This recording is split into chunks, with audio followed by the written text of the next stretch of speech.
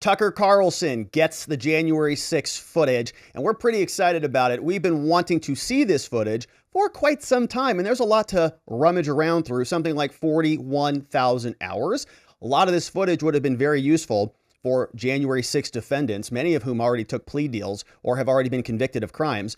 Not ideal for them to suddenly look backwards on the discovery and potentially see exculpatory evidence or materials that would exonerate them, or at least show that the government may have been a little bit less forthcoming about their, active involvement in instigating some of the activities on January 6th. But Tucker is going to go through this, and we're excited to watch what he does. Of course, there are some criticisms being lobbed his way, which, all right, some people are saying, well, if he's going to get all the footage, why don't they just release it all to everybody, and so on and so forth. And I'm of the mindset, we'll let Tucker go through it. I fully trust his team. I think they're going to slam dunk it, if I can be perfectly honest. If there's anybody in this country capable of going through it and hitting a home run on this, it's Tucker. And that's why so many people are upset about it. We'll get to that in a minute. It's from Ron Filipowski and others on Twitter who are basically reeing at the sky because they know that when Tucker and his team get done with this, it's not going to look so good for them. And I will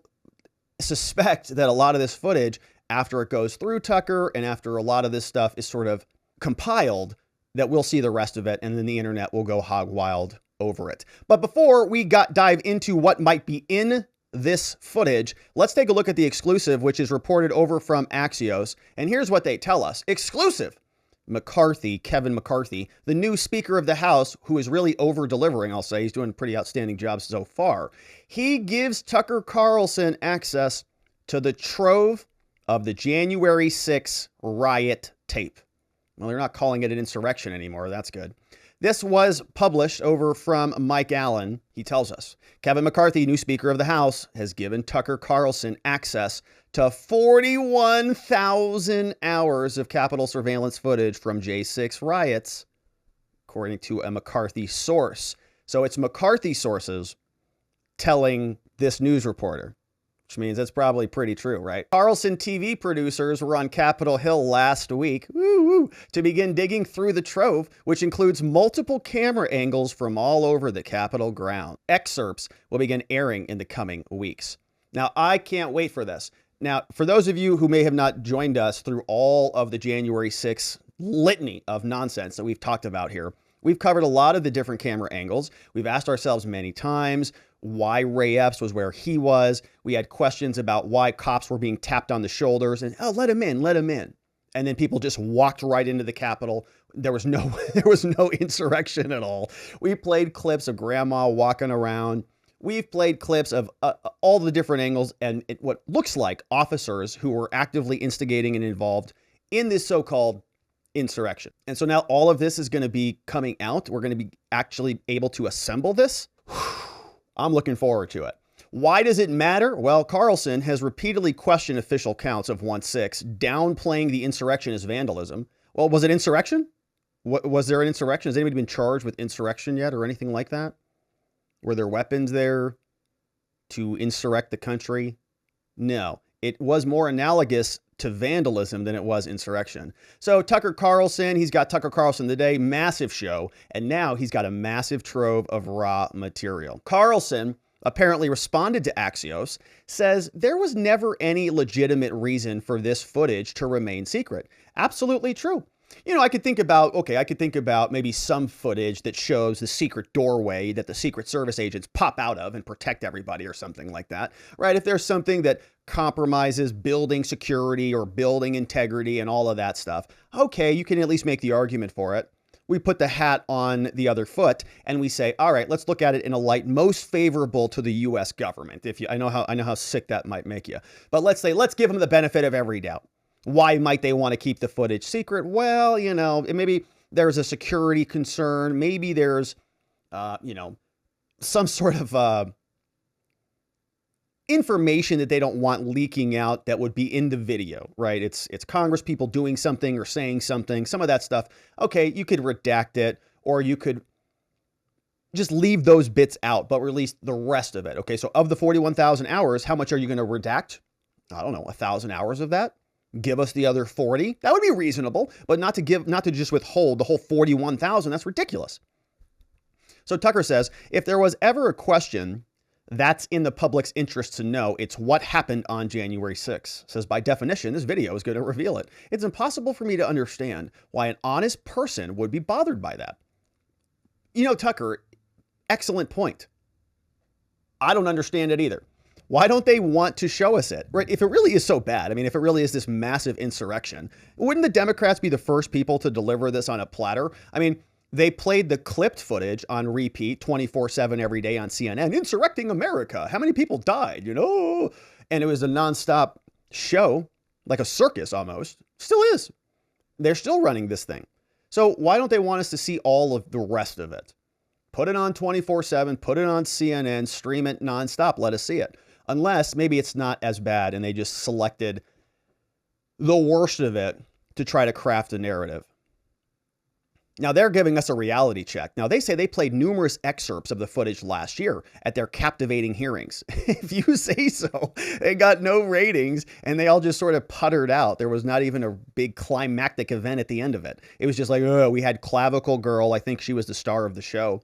Were they really captivating? I'm not so sure about that, but I guess for these people, maybe it was. We were covering them and we just tuned out because it was the same thing. They weren't even adversarial. There wasn't even the ability for the opposite side to ask questions. Okay. It was 7 Democrats. And then you had Democrat light Liz Cheney and crying Adam Kinzinger up there. That's it. It wasn't even an adversarial process. So it wasn't captivating.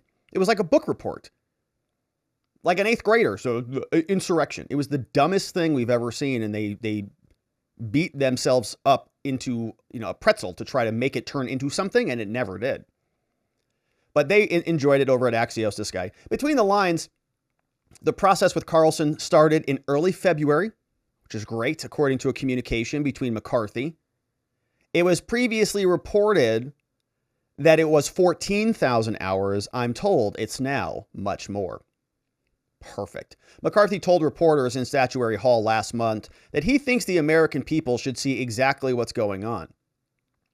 Yeah, because we have questions about it. I mean, didn't the government fail one way or the other? They either failed to plan or they failed to protect or they were complicit. I mean, I really have a hard time thinking what else happened, because if you look this up by the numbers, my friends, it's very easy. You can go over to the Department of Justice website, type in January 6 cases. They have a spreadsheet that's available for us. I looked it up recently. Less than 1,000 actual cases were charged. Okay, 1,000 criminal charges. Less than 1,000 of them. Might be right around there. It was like 980. Might be a little bit more, a little bit less. This was very, very minor. Okay, look around. Arizona just had the Super Bowl. I bet you add all the numbers up, the extra DUIs, domestic violence, urinating in public, criminal damage, disorderly conducts, all of those. Probably have an extra 1,000 of them. Okay, not a crime of the century. Our government can handle it here. Prosecutors turn that stuff over, no problem. So this was really kind of a giant joke. Honestly, in the context of other criminal events, less than 1,000. So Tucker says the American people should see what happened.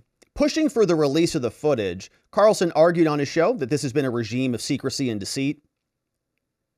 Called this an outbreak of mob violence, a forgettably minor outbreak by recent standards. He's dead right about that. Yeah. Relative to other criminal events, like mass criminal events. You see like mass casualty events, any other like mass criminal events. If you wanted to put this in that category, say we just created one, it wouldn't even be that big of a deal relative to all of the other ones, provided that there are, actual prosecutions going on.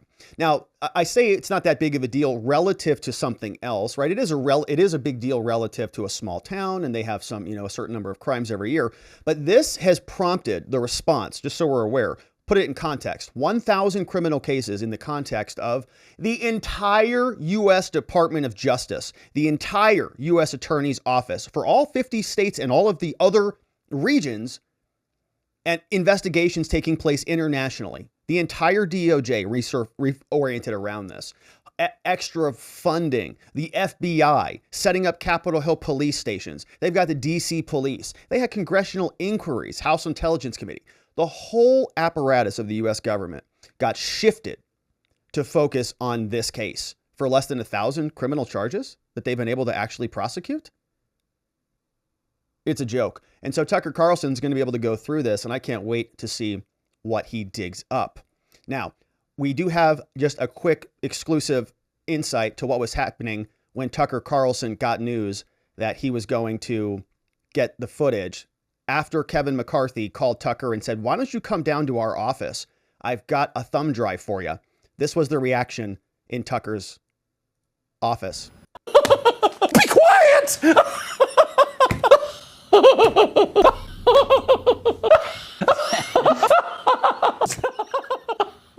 He was excited. Whoa! He was pretty excited about it. Yes! It's like... Because everyone's getting rich. We don't do math. Yeah. Dance, peasants, dance! How welcoming. Ludicrous. Yeah, baby. So I'm looking forward to it. I can't wait to see what Tucker is able to dig up for us, because it's going to be good. Now, I think this actually has some pretty serious implications for the criminal investigation that is occurring all over the rest of the country currently. Julie Kelly had some good insight on this. Remember that there was a sensitive order that was instituted by Julie Kelly. And by the DOJ, that Julie Kelly is reminding us about. So Julie Kelly, of course, is on Twitter, and she is the senior writer for the American Greatness. And here's what she posted. She said, "Reminder that Joe Biden's DOJ designated all surveillance video as highly sensitive government material back in March 2021, right? So had January 6, 2021. And then we have the DOJ put up the force fields so that none of the criminal defendants, once all the crimes started to be prosecuted, none of the defendants could actually then get the discovery that they needed to defend themselves, right? So you remember, when you're charged with a crime, the government has all the cards, all of them. They've got the police reports, they've got the officer's notes, they've got, in this case, all the Capitol Hill surveillance, they've got all of the special FBI agents and so on and so forth who are investigating this, that, and the other thing. They have all the cards. So as a defendant, you need to see what they have in order for you to be able to create your defense.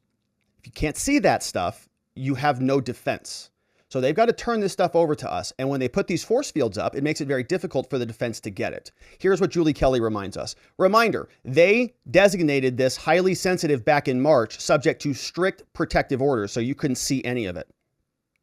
Even defendants and their lawyers have a tough time accessing it, and digital platform was delayed for months. And we covered that here. I remember talking about cases, I think in the second quarter of 2021, like June, July, and they were saying that they were getting 41,000 hours of video is a lot. Don't get me wrong, right? There's a lot of material on there, and these things in criminal law can be cumbersome, right? Even when we get, let's say, body cameras for 10 officers, right? It's kind of a project to move around gigabytes of data from one place to the other, and they're all labeled, and they're all encrypted, and they're all on proprietary file formats. So you're not just like going to YouTube, oh, watch this video. It's a big, cumbersome, annoying process that you have to go through in order to get the materials.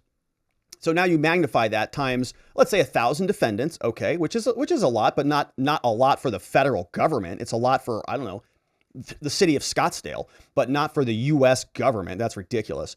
So, they finally are able to assemble all this stuff. It is months after the fact, and the entire time, J6 defendants are sitting in custody.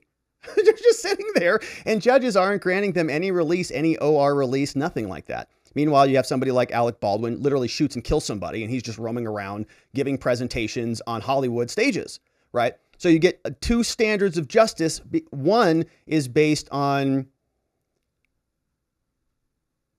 well, they're both political favors, really. Two standards, two tiers of justice. One is just a favored political operator. The other batch of defendants are not. So Julie Kelly explains this to us. Says, here was the paragraph. This was filed March 31st from the DOJ. This said, this order governs materials provided by the United States at any stage of discovery during this case in which the United States has identified as sensitive or highly sensitive. Examples of materials that we may designate as sensitive or highly sensitive might be personal identity information, information about the government's confidential sources, don't want to see that stuff.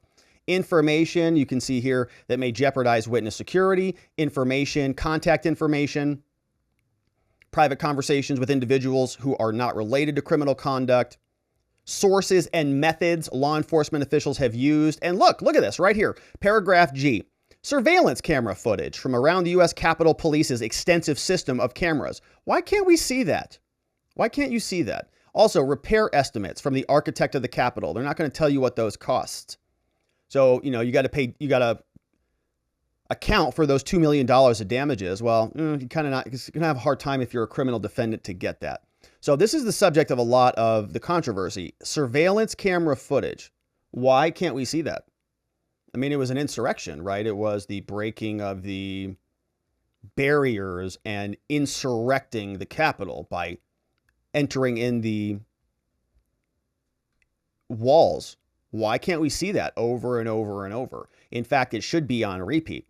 So now that this footage, okay, that 41,000 hours of footage that Tucker Carlson is going to get his hands on, does that make sense anymore? Is the judge going to be able to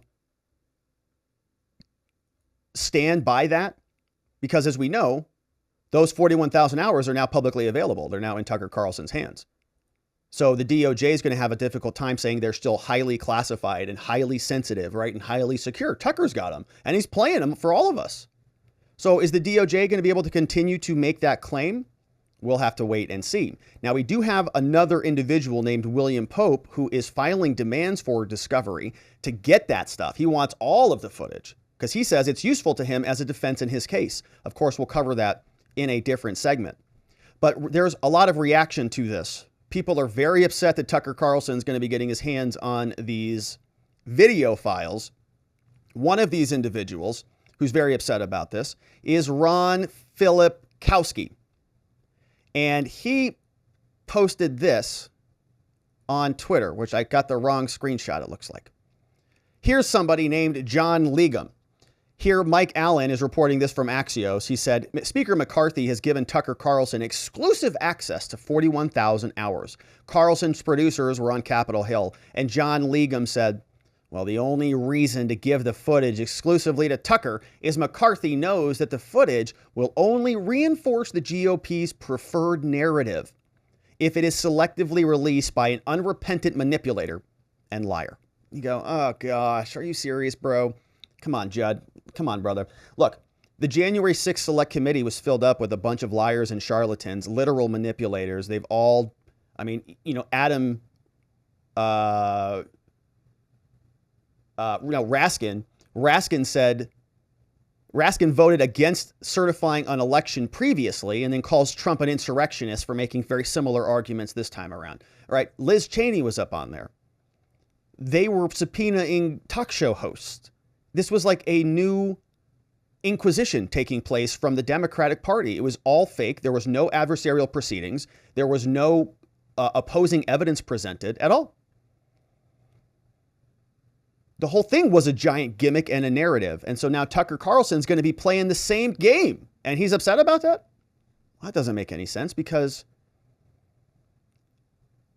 Tucker's just doing the same thing that they did. It's not even any different. But they're very upset about that, of course. Now, there was another screen grab that I had. Let me see if I can grab this. Don't think that I'll be able to get it. But there was another reaction, of course. Lauren Boebert posted this on Twitter. She said the following: Tucker Carlson now has over 41,000 hours of J6 footage that Pelosi held for over 2 years. Thank you, McCarthy, for following through on this. The public deserves to see everything that was hidden. And so, of course, you get guys like Ron. Ron says, Tucker Carlson is not the public. Yeah, he's very upset about this. and he was also upset. He posted this previously. So we only get to see the rest of this if we watch Tucker Carlson. And we only get to see the clips that Tucker Carlson chooses to edit and air. That was what he posted on Twitter. And you go, Ron, same point to you as we had with Judd, my man. your party was in charge for the last 2 years. And they had their full set of hearings. They selectively edited and clipped literally everything that they wanted. They had like 8 or 9 hearings on it, one after the other, that really nobody really watched. I mean, it was pretty boring. That's all they did. They didn't release any tapes. They didn't release anything in its full format. So Tucker Carlson's doing the same thing. These double standards, like they can't even, they can't even realize the depth of the double standard before they comment. It's quite shocking. However, we have a lot of questions about what we're going to see in all of this surveillance footage. And there was a great thread that came out from this Twitter account called Free State Will. And Free State Will posted a very good summary of what we might expect from some of these files. He writes, "Why hasn't the government informed the public that undercover MPD officers, Metro PD from DC, were chanting 'Our house, our house,' and repeatedly urging protesters to advance up the northwest steps of the Capitol?" You see that? One more time. Why were Metro police officers chanting our house, and repeatedly urging protesters to advance up the Capitol steps? You see a graphic here. This comes from Free State Will, and I believe this was also posted in an article that got picked up or was created by the Epoch Times. But they are referencing here either way, wherever the source came from. Shout out to the source. But Ashley Babbitt is walking right here. Officer 3 is somebody dressed up undercover here, presumably shouting. Officer 2, same thing. Got some serious questions about this. Why were these guys undercover? Why were they shouting, "Our house, our house, our house"? Now, we're going to go through a filing by William Pope in a short minute, but I want to reference you Free State Will, who did a great job assembling many of these bits. Public videos show that these were undercover officers, but the government continues to hide these officers' recorded under seal statements from the J6 discovery files. Very interesting why they would be hiding their statements. Is it because they were instigating a lot of these alleged crimes? Americans deserve to see the truth. So there's more stories of plainclothes officers.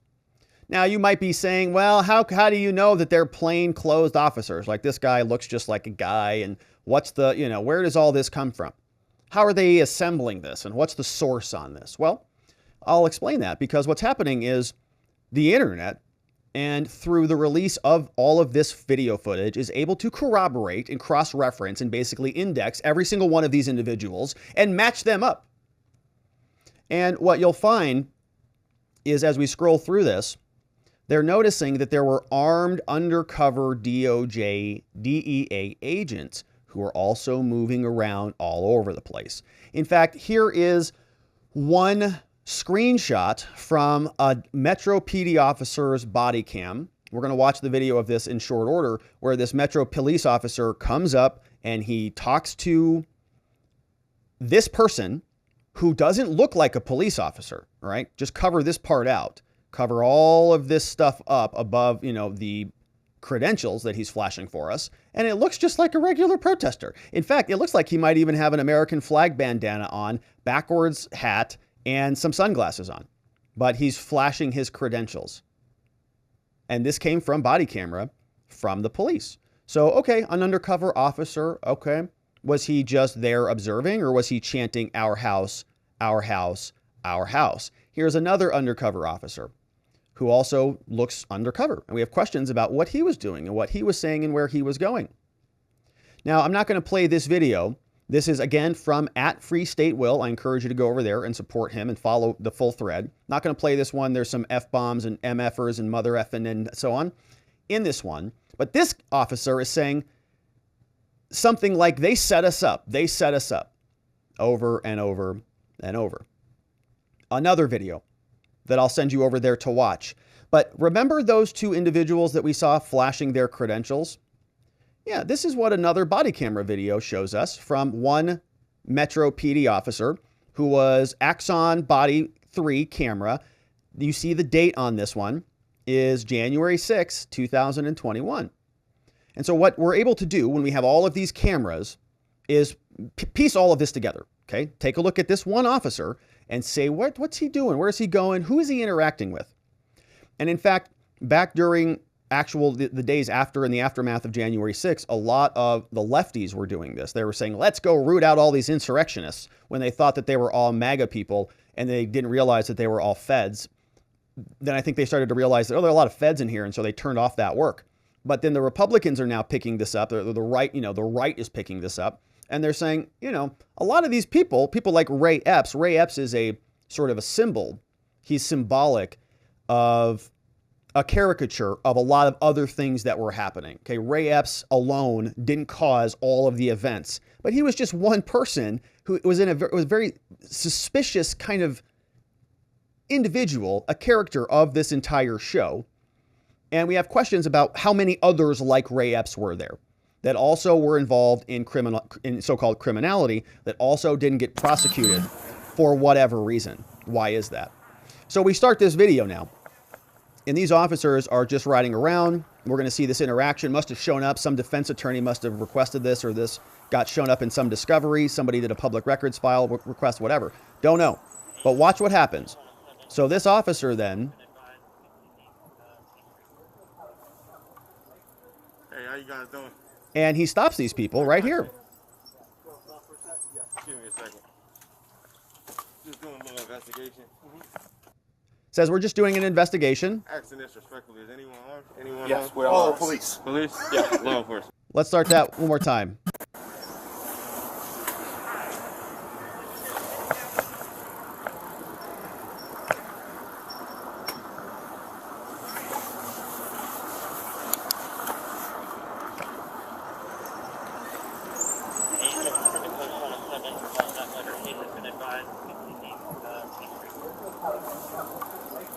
Hey, Two officers. Quick question.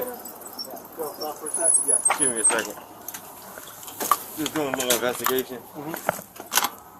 Asking Four this cops. respectfully. Is anyone armed? Anyone Yes, armed? we're all police. Police? Yeah. Law enforcement. Yeah. Can you show me your credentials? Okay, so these cops didn't recognize that these were other cops, right? You guys armed? I'm asking you respectfully, are you armed? And they just basically got ambushed, right? There was 4 cops. I mean, 1, 2, 3, 4 that just circled up on these bros real fast. If they weren't cops, like this could have gone a different way. You see like they're just walking down the street and watch from the back and from the front, right? It's like a little operation there. See those 2 cops coming, boom, cut them off and circle them up, boom, stopping you. So it's like, they like literally an ambush, right? They think that these are Trump insurrectionists. Is what I'm saying.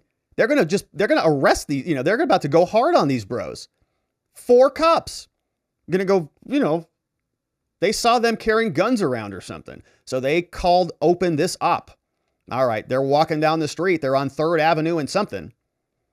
And we go, okay, you get them from the front. We'll get them from the back. Let's surprise them pretty hard. Hey, how you guys doing? Quick question. Boom. Give me a second. Just doing a little investigation. Asking this respectfully. Is anyone armed? Anyone Yes, armed? we're all police. Police? Yeah. Law enforcement. They're all Can you cops. show me your credentials? All of them. 1, 2. Appreciate it. Got it. Appreciate it. 3, 4. That's all I 4 need. cops. You got to do a little bit better at hiding that. Oh, did you hear him call him out? Oh, you better do a little bit better at hiding that, dummy. Okay. Appreciate it. Appreciate it. That's all I need. You got to do a little bit better at hiding that. You got to do a little bit better at hiding that, buddy boy. They're all just laughing. It's cops everywhere. It's all cops. The cops are investigating themselves. They're just different agencies, different branches, different divisions. Absolutely outstanding. And so you can see they're meant to look like not cops. And if there's other footage of them causing other people to be instigated to, to insurrect, so-called, the Capitol. Where is that footage? We'd like to see it. You can see why they may not want to publicly release all of that. Here's another scene from inside the Capitol. Do your non-uniformed guys have any identifiers? Do your non-uniformed guys, like those guys that we just saw walking around with guns that even other police officers didn't know about? Any of them, can we tell who they are? Barrel. Short guy, dark hair, black vest, thin blue line thing on, dark hair, and he's got like a little 27 or something on his hip. No police identification on him at all. I couldn't get to him because there were so many people. But just keep an eye on. White male? White male, dark hair. All right. It looked like a grayish black, maybe a digital Do any of your fatigue. non-uniform guys have any identifiers? Like wristband? They will have a wristband. Their guns will have a candy stripe on the barrel. Okay. He says this officer here, you can see this guy right here poking through this little, I'm not sure what we're looking through here. This officer says, do your guys have any identifiers on them? And he says, yeah, they do. But he's talking about the guys who are in there with guns. That's not what this guy's asking about. This guy's asking about the guys who are not there with guns. The guys who are doing the Fed-surrecting. Because remember, there weren't any guns there. For all of the so-called seditionists who were going to take over the country, where were all the guns? Do any of your non-uniform guys have any identifiers? Non-uniform. They will have a wristband. Their guns will have a candy stripe on the barrel. Okay. I don't know the wristband color, but they'll have a wristband somewhere, okay? What?